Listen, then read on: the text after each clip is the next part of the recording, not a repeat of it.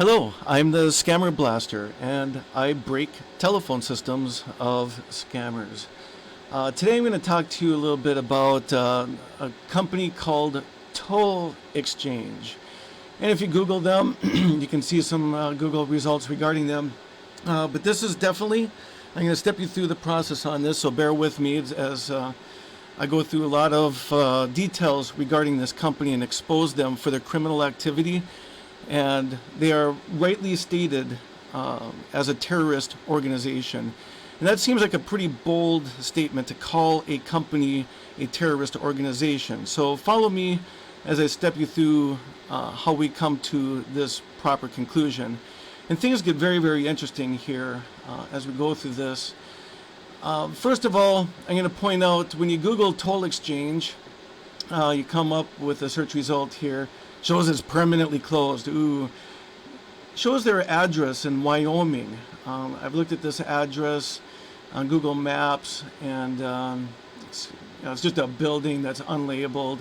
Anybody can say, oh, we're operating out of this facility, and you can't prove or disprove it because there's nothing that indicates that TollXChange is actually operating out of this building. Doesn't mean that they're scammers or terrorists, of course. It's just this is all pennies in the bucket, so to speak, to show a very big picture of illicit terroristic activities and how they support scammers with their company and also their resellers. So as we look at some of these Google results here, we got this Wyoming address, and you can see that here. But no, it's a different one. 2232. No, wait. They're at 8209. It's like, okay, where are they? We got 3 different addresses right here on the forefront. Now, maybe they could have moved or something like that. Here's TollXChange's Twitter account. We'll be talking about Ricky here in a little bit. But they've never tweeted. There's nothing. It's not an active. I mean, it is an active Twitter account, but there's nothing on it. Redacted FCC report. Oh, look, here I am, Scammer Blaster. This is my website. I have a little mention about them. Of course, I outrank them when it comes to their own personal website, which is noteworthy. Now we come below that. The next result is Dipvtel, if I'm pronouncing that properly. This company owns TollXChange, so they're part of the whole TollXChange terroristic scamming type activities. And then we come down here, there's a YouTube video, and this is kind of noteworthy. This YouTube video, Ricky Keele, which we'll be talking about just a little bit here, shows his website, TollXChange.com. And what happens when we go to TollXChange.com? Boom! Look at this, deceptive site ahead. This is what happens when you go to TollXChange, T-O-L-L, the letter X, C-H-A-N-G-E.com. Deceptive site ahead. Attackers on TollXChange.com may trick you into doing something dangerous like installing software, revealing your personal information, for example, passwords, phone numbers, and credit cards. Now, I'm not going to click through into that because, well, it's flagged by Google as a malicious website. What's also noteworthy is there's this website that they have their company on.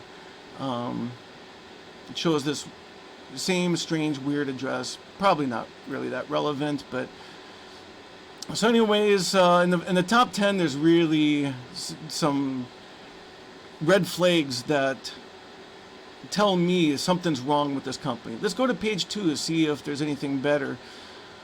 Here we go, TollXChange, your support number.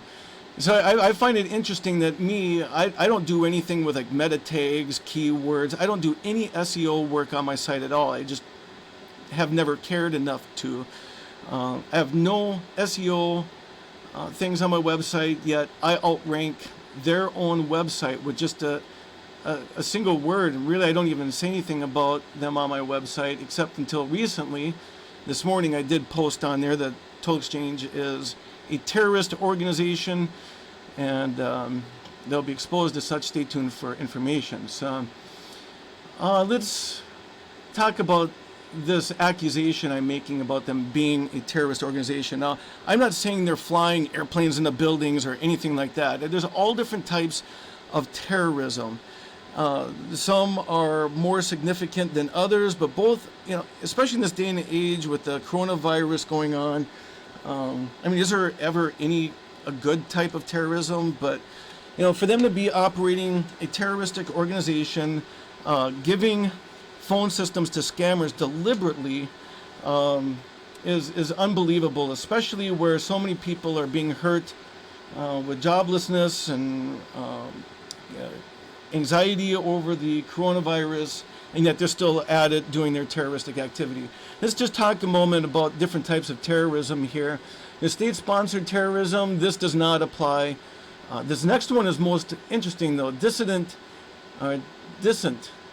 if I'm pronouncing that. I never heard of Dissent terrorism, which are terrorist groups which have rebelled against their government. And this would be very true, very much applies to TollXChange. If you take a note at how the Department of Justice is filing lawsuits against telecommunications companies for intentionally providing phone services to scammers.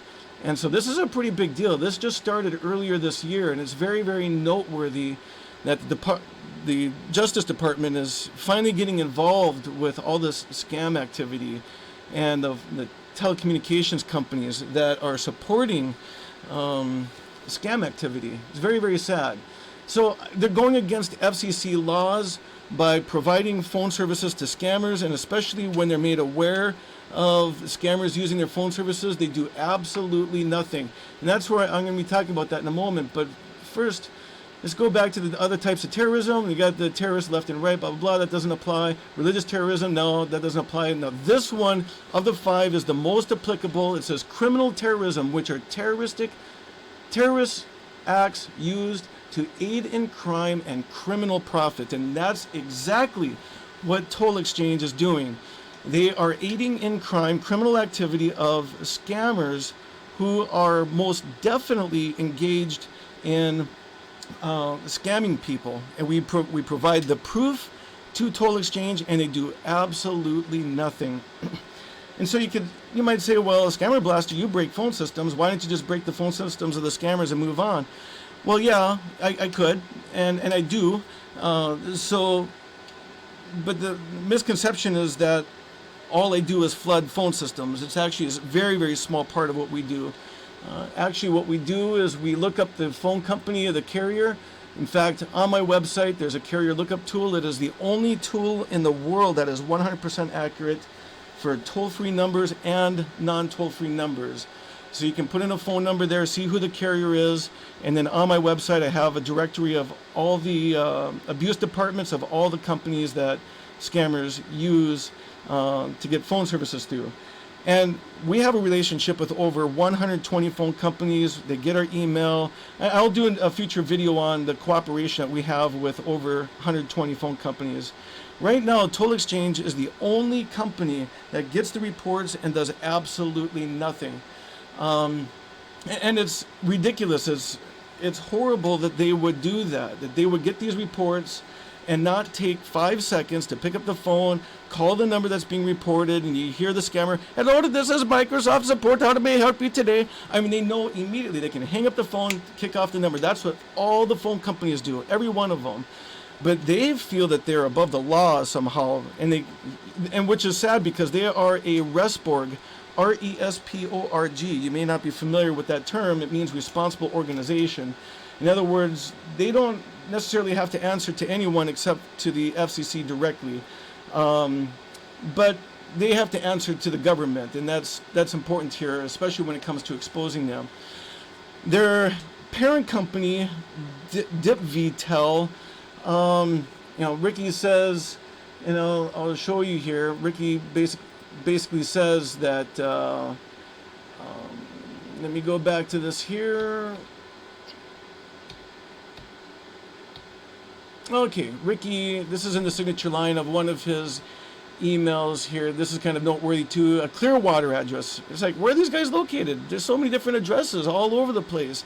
Again, doesn't mean that they're scammers or terrorists, but it's it all shows the behavior of this company is definitely extremely questionable.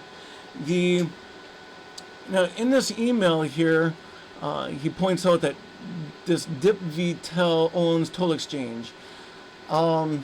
This is kind of interesting because I don't really know anything about this Dipvtel, even if it's a legitimate company. All I know is when I do a toll-free lookup on one of their numbers, it never says Dipvtel. It always says TollXChange.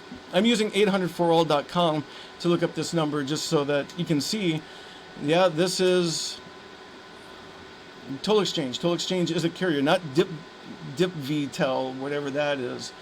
So going back to this email from Ricky, I reported a number to him. This is early on in the stream of things, and he says, please send me a contact number that I can contact you with. So I did. I emailed him back. I talked to him on the phone and gave him my real name, my real contact information, because apparently he said that he couldn't do anything unless he talks to a real person, which is hogwash. All the phone companies that we work with, we send that email. It's I sign it as Scammer Blaster. They almost all of them don't know my real identity. Maybe a couple of them do. I got a postcard from Number Barn, that was pretty cool, thanking me for the work that I and my team do. And I about fell over because they actually did have my real information. A lot of people think they have my real information, but they don't. It's pretty funny. I'm getting doxxed left and right, and it's all completely inaccurate. But that's a different story for a different day. Nonetheless, I called up Ricky, and even though I gave him my real information, he says, look, we can't shut off the phone systems because we're responsible to our downstream carriers, blah, blah, blah. He gave me this long song and dance. I'm like, no, that's not true. That's absolutely not true, and you know it. We deal with over 120 phone companies. We give them the information. They pass it on to their carriers, and those carriers always shut it down. We get hundreds of thank you emails every single day. I'll expose that, how carriers thank us. Usually within an hour, every phone number we report gets shut down, and it's amazing. That's what we do. That's what the Scammer Blaster organization is. We find these scammer numbers, we look up the carrier, we report that information to the carrier, and the carrier doesn't just shut down the one number, they shut down all the phone numbers of that scammer, not just the one number that's reported. And that's why reporting is by far the more superior method of taking care of these scammers. I have step-by-step instructions on my website how to do that. You look up the carrier, and then you use my site to get the email address. Keep in mind, I update that list weekly. So there's new carriers, or some carriers change their email addresses, whatever, I update that. So you can copy and paste the information off my site, that's fine. Just make sure if you do that regularly, because that information is constantly evolving as carriers change their administrative email addresses or abuse department email addresses, things of that nature. So anyways, the problems that I've had with Ricky and this TollXChange are not just limited to me. I got a notification from a good buddy of mine. His name is Nickle, and a lot of you know him. He's very famous in many scam bait organizations. And let me just show you, and I do have his permission to show you these emails. He sent them to me. This is his email exchange with TollXChange. Hello, I'd like to report a refund scammer. And there's the phone number. And it was also found on RoboKiller. So he gave him a reference. It wasn't just his word. He gave him a reference. And all that Ricky had to do was take 5 damn seconds out of his day, call the number, and yep, they answer the phone. Hello, this is Microsoft Refund Department. How may I help you today? He would know that. And then he can deal with it, shut them down. Come on, let's protect Americans from being victimized. Can't we? What the hell's his problem? So anyways, here's his response, which is what he did to me. Please send me your name and number so we can contact you. Now, I did that, and that got no results. Zero. Zippo. Zilcho. Just because he had my name and number didn't mean that he was going to be like, okay, Scammer Blaster, all right, we're going to start cooperating with you and shut down these numbers. No, it didn't do anything. In fact, it actually led to an argument, which is also what he does here. Now, let me show you how this continues, because Bob Vernicktung, responds, Well, first of all, at the top here, sorry we don't work that way. We have to have a real name and contact information to follow up on any reports, which is a lie. He's a bold-faced, outright liar because he's a terrorist and a scammer and supports scam activity. He says, I would think you would understand that. What? What are you talking about? Since when does anybody have to reveal their personal information in order to get any cooperation from a phone company? No, none of us understand that. Nobody should understand that. That's a bunch of hogwash. When he can take 5 seconds, call the number and verify it. And then Bob Vernickton says, why would you need my whole contact info to shut down scammers? Very valid question. Thank you for your attention. See, Bob Vernickton is being very respectful, a lot more respectful than I was to that scumbag loser. And then he says, no worries, we broke their phone lines with over 1.5 thousand calls. They can't scam anyone now. Thank you for your attention, which I think is excellent. You know, they're working on their own little flooding system, which is great. Ever since I jumped off Discord, you know, people have been kind of doing their own thing, developing their own tools. I applaud them for that. I think that's wonderful that they're keeping up the fight, even though I'm not directly there. So the response of Dickie Ricci, which is what I will affectionately call him at this point moving forward, he says, I will check to see if he broke their phone lines. Not likely though. But Bob Vernickton did. He did do it. But, you know, Dickie Ricci has got his head in the sand, so he's just going to, instead of calling the number and verifying it, he's just going to jump to the conclusion, not likely though. It just shows his insane arrogance, that terrorist scammer that he is. Not likely though. Just so you know, I'm checking to see if you sent fake calls and what annies you used. I'm sure that you are not smart enough to know FCC rules and federal laws. Now let's just pause here for a moment because this is noteworthy, because Bob Vernickton did not use fake annies. He used real caller IDs that he himself secured. But again, the terrorist scammer Dickie Ricci over at TollXChange jumps, because of his arrogance, jumps to the conclusion that they're fake annies. In other words, a fake caller ID. And they were not. And that's because he's a pathetic, arrogant, terrorist scammer. So now he goes, and this is what he did to me as well. In this report and order, the commission adopts rules to implement the Truth in Caller ID Act 2009, blah, blah, blah. The Truth in Caller ID Act and the commission's implementing rules prohibit any person or entity from knowingly altering or manipulating caller ID information with the intent to defraud, cause harm, or wrongfully obtain anything of value. You see, it's not just this company that you might be harming, Dickie Ricci. All right, here's the problem with this. When we flood scammers, it is not... See, when I flood scammers, it is with fake annies. And I don't care, I'll admit it. It's not illegal because we are not randomizing our caller IDs with the intent to defraud, cause harm, or willfully obtain anything of value. Now, the cause harm thing, yeah, you know, we're disrupting scammers' phone systems out there, but that's not the spirit of this FCC ruling. The spirit of this FCC ruling is when companies alter their caller ID so as to elicit information from people to cause them harm. That is not what we are doing. And Dickie Ricci, the little terrorist, arrogant, son of a bitch scammer that he is, thinks he can apply this FCC ruling to our activity, and he is completely 100% wrong. Now, it's noteworthy that scammers are funding terrorist organizations, and not all of them. I mean, you can Google this, you can see reputable news sources that have followed the money trail, that have evidence that scammers are using some of the billions and billions of dollars that they get every single year, and they send some of that money to the Qaeda and ISIS and other terrorist organizations. This isn't me just talking. I'll let you do your research on this, but it's not a shock that fraudulent organizations making billions of dollars aren't being set up by terrorist organizations. Terrorists need money. I mean, they use human trafficking, drug trafficking, all kinds of things. And the scamming industry is no different. It's the FCC reported that $17 billion was stolen from just Americans alone in 2017. That's not even counting the whole world. So you're talking about billions of dollars here going on. And so for Dickie Ricci, the arrogant son of a bitch terrorist scammer, to be intentionally supplying phone systems to scammers, and when that information is presented, he does absolutely nothing. That makes him implicit in with that activity. The fact that he has the power to turn off those phone systems so as to protect Americans and does absolutely nothing makes him implicit in their terroristic activity. And what's he making from it? I mean, he's making maybe a few $100s a day. Meanwhile, Americans are getting robbed of hundreds of thousands of dollars a day.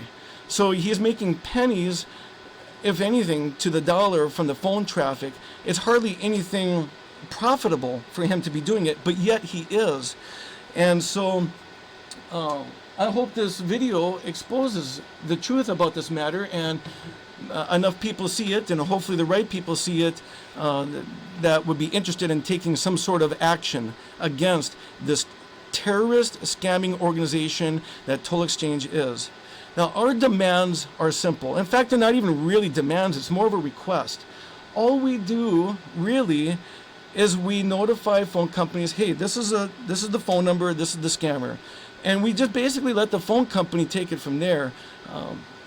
And the thing is, it's a simple request. We don't demand them to do anything. We haven't even demanded TollXChange to do anything. But we find it remarkable that they won't do just this one simple little thing. Pick up the damn phone. I mean, they're a phone company. They have phones over there. They're a phone company. And so they're most reprehensible in the eyes of the American people for allowing this type of activity to go on. So our demands / request is simple. Just respond to our request. That's all we're asking. We're not asking for a special favor. We're not asking for special treatment. We're not asking for a back massage or any money or anything like that. All we want is when phone companies get our information that they act on it. It's just that simple. And over 120 phone companies do just that, and we applaud them. And it's all the voice over IP telecommunications companies like Grasshopper and Bandwidth, Vonage, Envoy, and Telequint. You know, some of them are better than others. You know, Envoy and Telequint is very, very slow. I don't know why, but Ring Central drags their feed. Sometimes they don't respond at all. So I mean, there's a lot of abuse, a lot of corruption in the telecommunications business, which is no shock. It's a $30 billion a year industry, and they're making a lot of money. And where 30%, the FCC says 30% of all telecommunications traffic is either scammer or robocall, you know, illegal robocalling and so forth. We take 30% of $30 billion, that's $9 billion. These telecommunications companies are making a fortune off of scammers and scam activity. But at least when we present the information to them, they do something about it. TollXChange, they're not only just sitting back and doing nothing, they're working against us. And that makes them terrorists, that makes them complicit in the scammers' activity, and they need to be dealt with. Somebody out there, I'm pleading to the public, somebody out there to watch this video that has some abilities to get them to take notice of all the scam baiters throughout the earth. And there's thousands upon thousands of us that have a sincere interest in taking out scammers and protecting people from being victimized. And so hopefully we'll get some good results from this video exposing TollXChange for the terrorist organization that they are. Now, Ricky, I know you're watching this because I'm going to be sending you a link to this video. And the moment you do our simple request of just turning off these phone systems, that's when I'll take this video down. Otherwise, this video will stay up indefinitely. And I'm sure you're going to have your attorneys look at it, and I'm sure I'll get legal papers or something like that.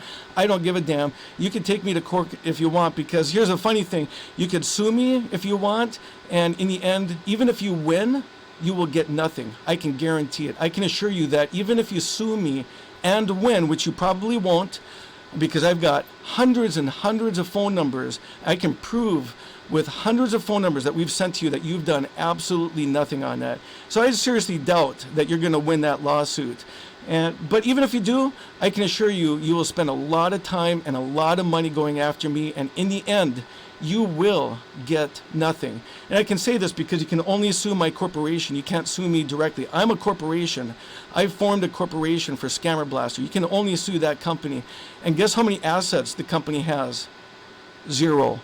Zippo. Zilcho. Nada. So sue me if you want. I'm not going to pay the judgment, and the judge can't put a lien on the company's assets because it doesn't have anything. I've got $20,000 of telecommunications sitting right next to me. Telecommunications equipment, servers, network switches, software, all kinds of really cool stuff. But I did it with my own money, my friend. I didn't do it with company money. So the company has no assets. So I'm going to say to you, just quite simply, you can go after me, or you can just do this one simple little request. Follow up on these reports that we send you. It'll save a lot of Americans from being victimized. It'll save you from Department of Justice lawsuits, and even lawsuits from victims, people who have been victimized by scammers who are using your phone service. Well, I think I've said enough for now. Sorry, this got to be a lot longer than I was planning, but that's the course of what I do. But nonetheless, hope you enjoyed it. Please share, like, subscribe, whatever it is the hell that people say at the end of a video. All right, have a good day, everyone.